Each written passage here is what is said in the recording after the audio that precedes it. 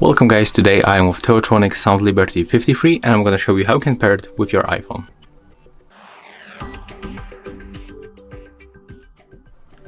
First of all, you have to remember to charge headset at least to the 50%. On the back you can find input for USB-C cable.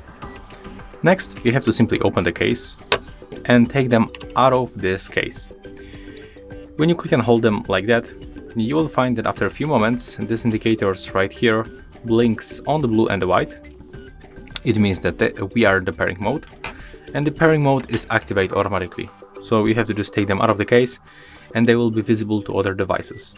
Next, you have to open the settings on your iPhone and go for the Bluetooth.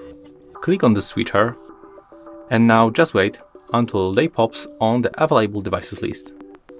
Click on them once, and as you can see right now we are connected. And that's all for this video. If you find it helpful, remember to leave a like, comment and subscribe.